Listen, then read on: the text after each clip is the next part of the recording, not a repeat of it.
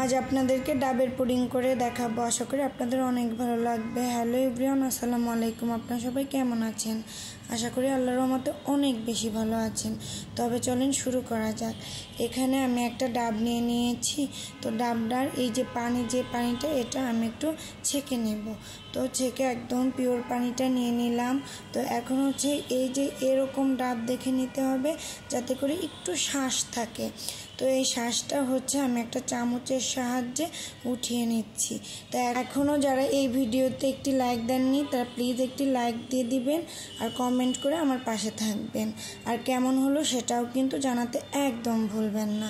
তো আমি একদম চিকন চিকন করে হচ্ছে এই যে নারকেলের যে এই শ্বাসটা এটা কেটে নিলাম। তো এভাবে করে কেটে নিলেই হবে। তো এখন হচ্ছে যে ডাবের পানিটা এটা আমি একটা কড়াইতে দিয়ে দিলাম।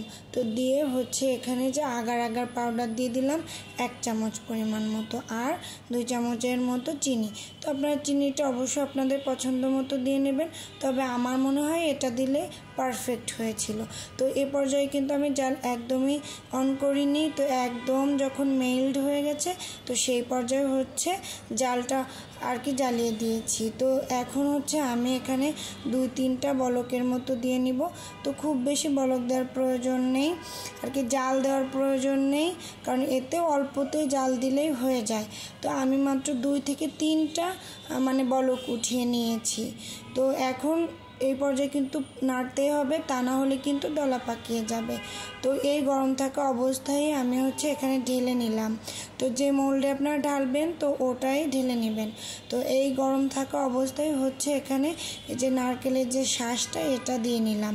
তো এটাও একটু দিয়ে হচ্ছে চামচের সাহায্যে একটু নেড়ে দিতে হবে যাতে করে সব জায়গায় সুন্দর মতো আর কি হয়ে যায়।